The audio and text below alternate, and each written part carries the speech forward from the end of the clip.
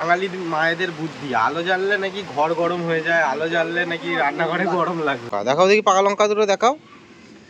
এই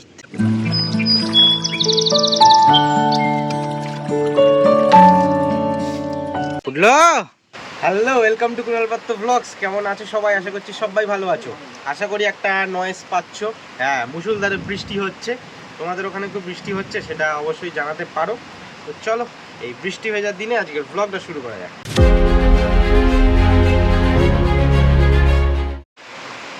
দেখো কত জোরে বৃষ্টি হচ্ছে, বিদ্যুৎ চমকাচ্ছে, সব কিছুই হচ্ছে। তো ভেবেছিলাম আজকে একটু বাইরে কাজ করব, তো সেটা তো মনে হচ্ছে হবে না, দেখা যাক। কারণ ভেবেছিলাম যে এইখানটায় মাটিটা দেবো আজকে, কিন্তু সেটা তো হবে না। অনেক জোর বৃষ্টি হচ্ছে, বৃষ্টি হলে তো ভিডিও বানানোর জন্য বা ব্লগের জন্য অসুবিধা হয়, কারণ ঘরের ভেতরেই আমাকে বসে থাকতে হবে। কিন্তু বসে থাকি, কোনো অসুবিধা নেই, বৃষ্টিটা বেশি দরকার। আর এদিকে দেখো এতক্ষণ হচ্ছিল রুটি হওয়ার কাজ, মানে এখনও রুটি হচ্ছে। আমি বেলে দিচ্ছিলাম মাকে, আর মা এখানে রুটি করছে। দেখো অন্ধকারেই মনে হয় করছে, ওই দেখো অন্ধকারেই করছে। তা তুমি এটা করোনি কেন মা? আলো টালো জ্বালাওনি কেন? আলো জ্বাললে আলো জ্বাললে গরম লাগবে। এটাই হচ্ছে বাঙালির মায়েদের বুদ্ধি, আলো জ্বাললে নাকি ঘর গরম হয়ে যায়, আলো জ্বাললে নাকি রান্নাঘরে গরম লাগবে। বৃষ্টিটা একটু কমেছে, কিন্তু এখনো মেঘলা করে আছে, আবার হয়তো আসতে পারে। কিন্তু চলো এখন খেয়ে নিই টিফিন, রুটি আর বড়া, আলু পেঁপে দিয়ে তরকারি। আমার খাওয়া দাওয়া কমপ্লিট। এইদিকে মা কি জন্য ডাকছে তো আবার হাসাহাসি করছে। আজকে বৃষ্টি মেঘলা ওয়েদারে আমরা খাবো মাংস। অনেক দিন বাদে মাংস খাবো আজকে আমরা। 2 সপ্তাহ কেন, আরো বেশি। গরমের জন্য মাংস। হ্যাঁ, গরমের জন্য মাংস। হ্যাঁ, তুমি কি? আমিও বলেছিলাম, নিজের সবসময় এ করো না। যাই হোক, ছেলেও বলেছিল, আমিও বলেছিলাম রান্নাটা আমি করব, খাবে ওরা, তাই জন্য দুজনেদের। আর তুমি কি করবে? যাই হোক, আমি ওই জন্যই বলেছিলাম। না না, তুমি কি করবে বলো? গরমে খালি টক ডাল। না, তুমি কি করবে বলো? আমি দেখতাম। হ্যাঁ দেখবে, দেখেছো? মানে বলছো ওরা খাবে, আমি রান্না করে দেবো। যাই হোক, একটু তো মজা বানতা হ্যাঁ। তো অনেকদিন বাদে আবার মাংস খাচ্ছি, কারণ গরমের জন্য। একটাই কারণ, গরমের জন্য। কারণ গরমে একটুও মাংস খেতে ভালো লাগছিল না। যখন একবার খুব গরম, যখন প্রথম দিকে গরমে, না 2-3 সপ্তাহ আগে, তখন একদিন মাংস নিয়ে এসেছিলাম। সেদিনকে খেতেই ইচ্ছা করছিল না, এক পিস একটু মাংস খেতে ইচ্ছা করছিল না। আলু আর কাইটা দিয়েই মনে হচ্ছিলো খাই। তো সেই জন্য আবার যে গরমটা ছিল সেই জন্য আনিনি মাংস। আজকে আবার যেহেতু ঠান্ডা ঠান্ডা ওয়েদার আছে, সেই জন্য আবার নিয়ে আসা হয়েছে। বাবা তুলছে হচ্ছে লঙ্কা। দেখাও দেখি পাকা লঙ্কা দুটো দেখাও। এই দেখো গাছে, এগুলোকে একটা এইখানটাতেই ছড়িয়ে দাও না, এখানে ভালো গাছ হয়ে যাবে। কিন্তু এটা পুরো পাকা। ও ওইটা পচে গেছে ওটা। মা জল দিয়ে দিয়ে বেশ ভালো গাছগুলোকে ঠিকঠাক করে দাঁড় করিয়েছে। ওরে সাবাস, বাবা আমার কাজ করে দিয়েছে। এই যে এই গাছটা কেটে দিয়েছে, আমি কিছুটা কাজ করছিলাম। তো দেখো বাবা এই গাছটা কেটেছে, ভালো করে কাটো। হ্যাঁ একদম। তো দেখো এইখানে এই গাছগুলো এতটা জড়ো হয়েছে, এগুলো সব ফেলে দেবো। মানে এই গাছগুলো হচ্ছে সব, বেশিরভাগ আছে হচ্ছে এই গাছগুলো। ছোট্ট ছোট্ট ডাল বসালেই আবার হয়ে যায়, তো সেই জন্য এত রেখে তো লাভ নেই।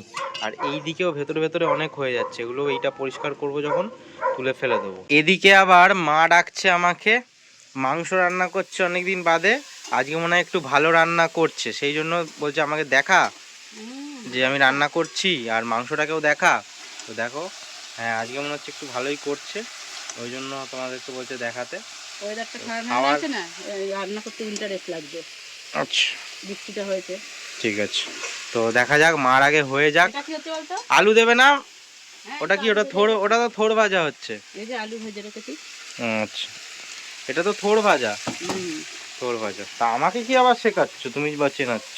যাই হোক, মা রান্না বান্না করুক, আমি ততক্ষণ এই দিকের উঠোনের একটু গাছপালার কাজগুলো একটু করে নিই। বৃষ্টিটা একটু কমেছে।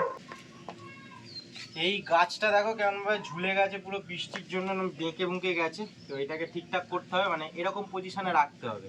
দেখো এই যে এরকম ঝুলে রয়েছে, তো এই পজিশনে গাছটা থাকলে ঠিকঠাক থাকবে, তাহলে একটু বড় হলেও অসুবিধা হবে না। এখানে আগে বেঁধেছিলাম, কিন্তু যা এই গাছটাকে ছেঁটে একটু ছোট করে দেওয়ার জন্য বাবা মা দুজনেই বলে। আগে তাই করতাম, কিন্তু এখন মনে করি এই গাছটা উঠোনের সৌন্দর্যটাকে আরও বেশি বাড়িয়ে দিয়েছে। তো তোমাদের মতামতটাও জানতে চাই। দেখো কত সুন্দর লাগছে, এটাকে ছেঁটে দিয়ে ছোট করে রাখলে কি ভালো লাগবে?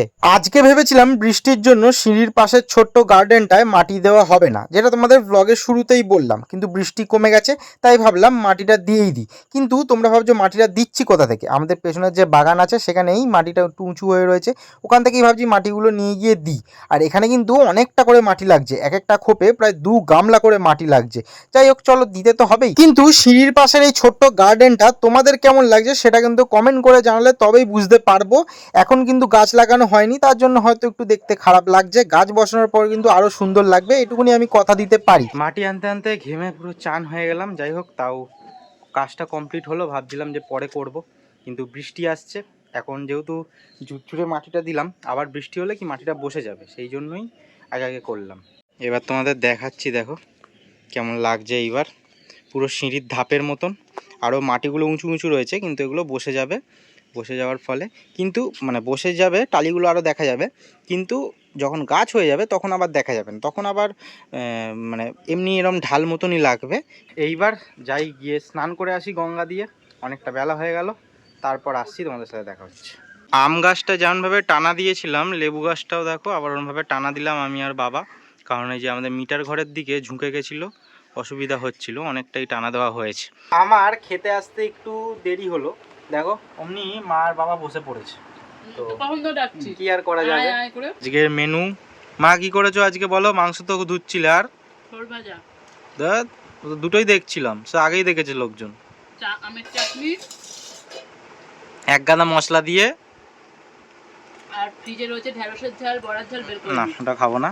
তো এইছে মাংসটা রান্না করছিল, তাই কষালেই দেখতে ভালো লাগে, তারপর সে আবার রান্না হয়ে যাওয়ার পর সেই মা যেমন মাংস রান্না করে সেই একই রকম দেখতে লাগে।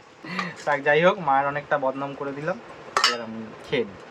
এই দেখো কে এসছে, দেখো আজকে উঠলো। এই দেখো আমাদের খাওয়া হয়ে গেছে, এখন আর ভাত ওকে দেওয়া যাবে না, রাত্রিবেলা দেবো। আর সব কটা আছে তার থেকে বিস্কুট খাক, বিস্কুট ভালো খাবে। উঠলো।